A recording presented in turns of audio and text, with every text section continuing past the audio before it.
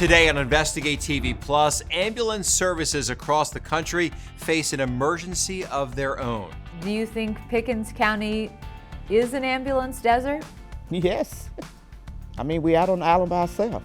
We uncover the long wait times for this critical service and the price communities pay. Plus, it's a common injury that's been under scrutiny for its long-term effects. We examine why researchers are focusing on the mental health impacts from concussions. And a positive outcome, how this 4-pound Pomeranian came home after nearly 6 years. I was very excited that we found her. I lost for words. In-depth stories that inform and inspire. You're watching Investigate TV Plus.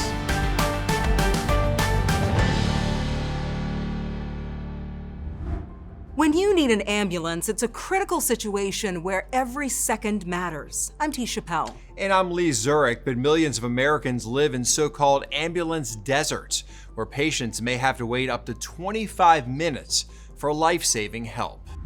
That's according to the Maine Rural Health Research Center, which says more than half of people in ambulance deserts live in rural counties. Our team found rural hospitals are closing at record rates, and experts say the future of emergency medical services is also at risk. A recent report by the National Rural Health Association found about 1/3 of rural EMS agencies are in immediate operational jeopardy. Investigative reporter Heather Graff takes us to one community where residents say it's become a matter of life and death. May 10th, just like any other day.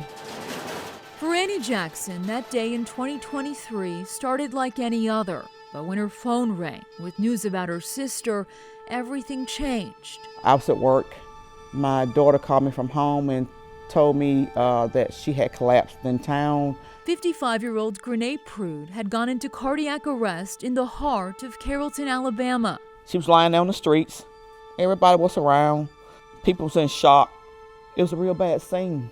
She died waiting 2 hours for an ambulance to arrive. My sister had a life ahead of her, a great life. As fate would have it, Grenee's medical emergency happened less than half a mile from the county's only ambulance station. But that station serves nearly 20,000 residents across 900 square miles with limited resources. Do you think Pickens County is an ambulance desert? Yes.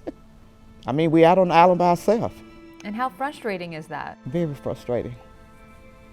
Very. The station has 5 units on site, but Pickens County Ambulance Service Supervisor Vicki McCrory says even on a good day, it can only staff 2. A lot of us are working 80 hours a week just trying to help provide some coverage. That stretches people pretty thin. And so 2 ambulances were operating the day Grenee collapsed, but both were already out on calls, transporting patients to the closest hospitals more than 30 miles away. We're doing everything we can, and it's just not enough. The county shuttered its only hospital in early 2020. When the hospital closed, we lost over half of our revenue, $250,000, $270,000 a year. That has crippled us. How many people do you think have died waiting on an ambulance? Since the closure of the hospital, I can just right off the top of my head think of about 6 people, just that I'm aware of, and I'm sure there's others. Dr. Julia Booth is a longtime family physician in Pickens County. She said it's not uncommon for people to visit her primary care clinic in emergency situations. A lot of times they're coming in with complaints, and my first thought is, why did you not call 911? But I understand why they didn't call 911 because they don't know how long that's going to be. She recently had a patient come in requiring urgent hospital treatment, and faced with an hours-long ambulance wait, Booth felt compelled to get him the care he needed quickly, and she drove him herself. I'm not designed to be medical transport. The frustrating part is it is not unique to Pickens County. According to the Maine Rural Health Research Center, 4.5 million Americans live in ambulance deserts, with the majority in rural counties. Where you live should not determine if you get access to care and the quality of that care. Carrie Cochran McLean is Chief Policy Officer at the National Rural Health Association, and says there needs to be a national effort working to solve this issue in the long term. What does that look like? It includes significant investments in EMS workforce and really making sure that folks can be trained and that we're able to pay and retain them. When you call an ambulance, you're either paying out of pocket or through private or federal insurance, and the average ride can cost more than $1,200. A lot of payers, including Medicare and Medicaid, are not reimbursing for ambulance services at their true cost. While the Centers for Medicare and Medicaid Services declined to speak on camera, they sent a statement saying, in part, Medicare-covered ambulance services are paid based on the Medicare ambulance fee schedule. For Medicaid, states establish their own Medicaid provider payment rates within federal requirements. We need to decide collectively that EMS services are an essential service. And though there is some federal oversight, no single agency is dedicated to regulating and funding EMS nationwide. It's really a threefold problem. It's about money, it's about workforce, and it's about leadership that doesn't know how to fix the other two. A growing number of policymakers are now working to change that. Today, at least 15 states and Washington, D.C. designate EMS as an essential service. And while specific legislation varies by state, this helps ensure the service is funded and maintained, much like police and fire protection. I think it's a tremendous move, and I think it starts us in the right direction of causing communities and states to look at how their ambulance service is provided. How is that system designed? How do we make sure that it continues? But some states that have deemed EMS essential, like Alabama, stop short of explicitly identifying how it should be financed. If you have not tasked a person, an organization, or a political subdivision and said, you're the ones who are going to be responsible for this, then you're going to continue to experience problems. To see someone die on the streets, that's just totally inhumane. Annie Jackson knows there's still work to be done, and since her sister's death, she hasn't stopped fighting for change. Why is it so important for you to share your sister's story, Annie? I don't want another family to have to go through what we went through. Because in communities like Carrollton, everyone is family, and this hurts them all. It's ridiculous to live in a country like the United States and have this poor of a healthcare system for our community. Even if we are rural, we deserve better. The people of Pickens County, Alabama are not alone when it comes to their hospitals shutting down. A recent analysis by the University of North Carolina at Chapel Hill shows more than 150 rural hospitals in the country have either closed or converted to emergency or outpatient care since 2010. Our investigation also revealed more than 30% of rural hospitals are at risk of closing. It's kind of like a trickle-down effect. It affects business downtown, affects schools, it affects the whole community. To watch our full investigation, head to InvestigateTV.com and search rural hospitals. Still ahead, a common pregnancy diagnosis leaves millions of women at risk of a deadly disease later in life. What doctors are learning about preeclampsia and how their research could save lives. Plus, the physical symptoms of head injuries are often apparent. Headaches, nausea that initially take the forefront of attention. But a more sinister symptom could develop. An in-depth look at the new information coming to light about mental health and brain injuries.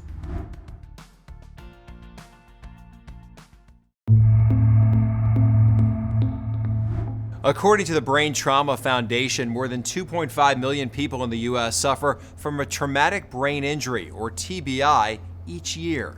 There's growing evidence these injuries go beyond the physical and can lead to lifelong mental health issues. We want to warn you, this story contains discussions of suicide. If you or someone you know needs help, you can reach the National Suicide Lifeline at 988.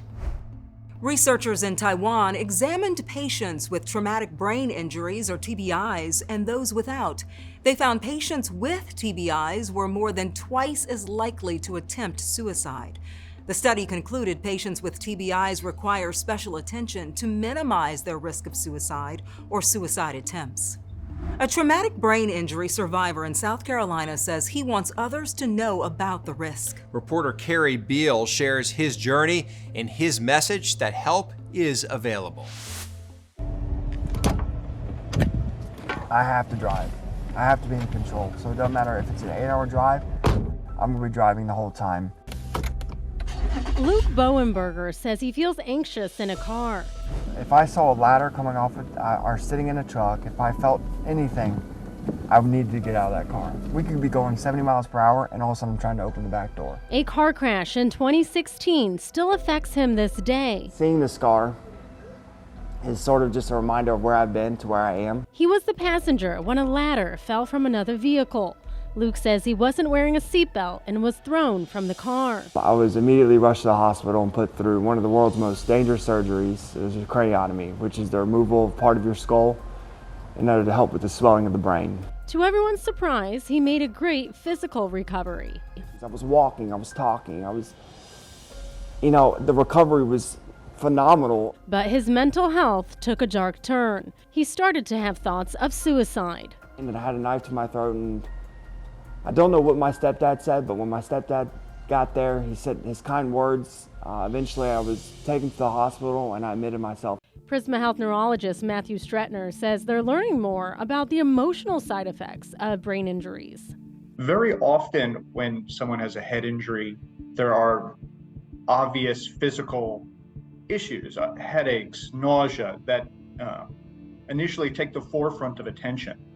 But emotional dysregulation, depression, anxiety, all of which are common problems associated with TBI, can be even more pervasive and more disruptive for life. One recent study published in the Journal of Athletic Training examined high school athletes who suffered concussions and how many had suicidal thoughts or died by suicide. They were able to determine or able to see a pattern that not only do concussions seem to increase risk of depression and suicidality, but that number of concussions also plays a significant role, something to be aware of in, for instance, youth sports. Stretner encourages his patients with brain injuries to be aware of their mental health. We as a society and in medicine certainly are becoming more insightful and more open to the mood or psychiatric roles in brain disorders. Luke says there is one quote that keeps him going. And the quote is that suicide is a permanent solution to a temporary problem. But he says with proper support and help, your life can change. That's my daughter Elena, and that's my wife, Jenny. It's important to know that what you're going through right now, what you're struggling with right now, isn't what's going to reflect 5 years, 10 years, stuff. It might take a while. It's not just important, it's imperative, because it's never a waste of time to seek help when it depends on life or death. Luke says he joined a support group and that talking to others who also experienced injuries really helped him recover. He has now started an organization called Luke Speaks, where he coaches and helps those battling similar circumstances. In Greenville, South Carolina, I'm Kerry Beal. And again, if you or someone you know is struggling, the National Suicide and Crisis Lifeline is available right now. Just dial 988. Still ahead, a wild tale of a missing Pomeranian. We were all devastated. We were out there for hours just looking. Hear how she made it back after 5.5 years. Plus, it's a common condition during pregnancy that can raise future moms' risk of heart failure or stroke. One of the things I think people really need to know about preeclampsia, we classify it as a heart disease. We spotlight the work of 2 doctors developing a screening tool to save lives. Our in-depth coverage continues. You can get connected to Investigate TV Plus on all social media platforms.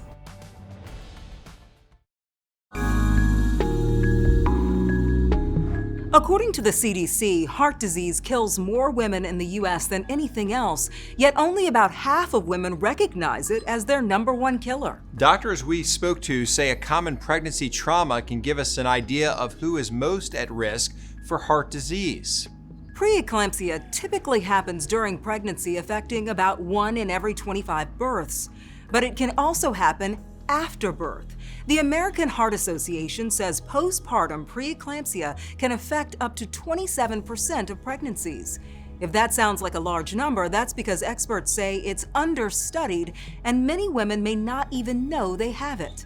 Reporter Lauren Lowry shared her personal story of how she developed strange symptoms after giving birth, and doctors couldn't figure out what was wrong. Lauren joins us now to explain why she wants other women to know about this rare condition. In 2018, 5 days after the birth of my second child, I was diagnosed with postpartum preeclampsia. Women aren't always told about the risk of heart disease after preeclampsia, but I'm proud to say that's changing, all thanks to research done by 2 female doctors right here in Nashville. So this is the pamphlet I'm going to give you. From a consult room in Nashville's Midtown, Dr. Connie Graves helps a new mom after a devastating premature birth. There are a lot of complications of pregnancy that can be life-threatening, this, as you know, being one. So we want to do everything we can to keep it from reoccurring. This mom was forced to deliver her baby at 28 weeks. The reason? Preeclampsia. Explain to me, what is preeclampsia? One of the things I think people really need to know about preeclampsia, we classify it as a heart disease. Preeclampsia hides in the most common of pregnancy symptoms: shortness of breath, swelling and fluid retention, headaches, nausea and vomiting. But its most telltale sign is a rise in blood pressure. It can present as early as 26 weeks, but appears more commonly after 32 weeks gestation. How many pregnant and postpartum women are you seeing who are dealing with preeclampsia? In this area, about 1 in 5. And in the United States, 1 in 5 women die of heart disease. Wow. A full circle. In and out, just like yoga. Now we listen for murmurs. Dr. Stacy Davis is a cardiologist in Nashville. Head toward me this way. And together with Dr. Graves, they've developed one of the first and only clinics in the country evaluating women's hearts after preeclampsia. They're collecting data on women like me years after a preeclampsia diagnosis. Most notably, in the last few years, they've developed a screening tool that evaluates biomarkers even earlier in pregnancy to pinpoint risk. It's just like we check blood sugars on pregnant women, check all sorts of markers for clotting disorders on some pregnant women. We now have this tool that can help us screen women and identify who is at higher risk. Their published work is being evaluated now by Medicare and Medicaid, and they're contributing to the science in real time as they create preventative plans for women like me, including a holistic view of the effects. We're looking at the post-traumatic stress of these adverse pregnancy outcomes, especially preeclampsia. Some women, their children don't live. It's important for us to get the patient through not only just the physical aspects, but the mental health aspects of this disease as well. Preeclampsia doubles a woman's risk of heart disease and stroke and quadruples the risk of high blood pressure later in life. The Preeclampsia Foundation says you can find resources including how you can reduce your risk for heart disease at preeclampsia.org. Still ahead on Investigate TV Plus, a heartwarming reunion. Wait, what? Like Princess? 5.5 years later? We'll hear about Princess's triumphant return and how you can better protect your pet if they go missing.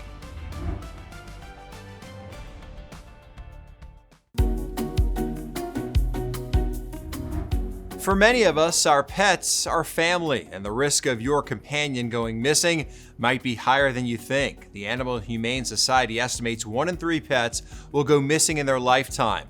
But a piece of tech the size of a grain of rice can be critical when it comes to finding a lost pet. The microchip is this big. It comes out of a needle. Pets with microchips are 3 times more likely to return home than those without. That is the easiest way to make sure your dogs come home. An Arizona family is thankful they got their Pomeranian microchipped after she was missing for nearly 6 years. That's 42 dog years. Reporter Jason Barry shows us how Princess finally made it back home. The sunglasses, the outfits. This 4-pound Pomeranian, appropriately called Princess, was quite the celebrity in her West Valley neighborhood. Then she was gone. Yeah, I did think she was gone forever. She was part of the family. She went with us everywhere. My parents took her to the casino. I took her to the movies, dinner. This is a picture of Princess taken 5.5 years ago. Minutes later, she disappeared when someone walked off with a cute pup when her owners weren't looking. We were all devastated. We were out there for hours just looking We even went back with a group of people putting up flyers all over the place. Princess was never found, and the Gonzalez family did their best to move on. Then, out of nowhere, the family got a call from this veterinarian's office in Surprise, telling them a Good Samaritan had dropped off Princess after finding her near their home. I was just happy. I called my mom. She always had hope. She always knew we'd get her back one day. I lost hope after a few years. I just hoped that she was with a great family, but I was very excited that we found her. I lost for words. I was sleeping and my mom just yells at me, you know, saying, "Dylan, guess what?" And I'm like, "What?" You know, we got a call that we found, you know, that Princess is back. And I'm like, "Wait, what? Like, Princess? You know, 5.5 years later?" And yeah, it was shocking. Dr. Lindsay O'Connell at the White Tanks Animal Hospital says they were able to reunite Princess with her family because Princess was microchipped and had contact info of her owners. As we all know, animals can be kind of unpredictable, whether a dog slips out of a leash or escapes during a thunderstorm, and microchipping is the best way that we know how to return that furry friend to their families. In case you're wondering, Princess did remember her family and didn't take long to warm up to them. She also looked happy to be dressing up again. Well, Princess is back to her wardrobe and with her family again. Princess is looking good. Although who took Princess? That's what I want to know. Who is that person? Shame right? on them. Shame on you for taking Princess like that. All right, that's for us on Investigate TV Plus. I'm Lee Zurich. And I'm Tisha Powell. Thanks for watching.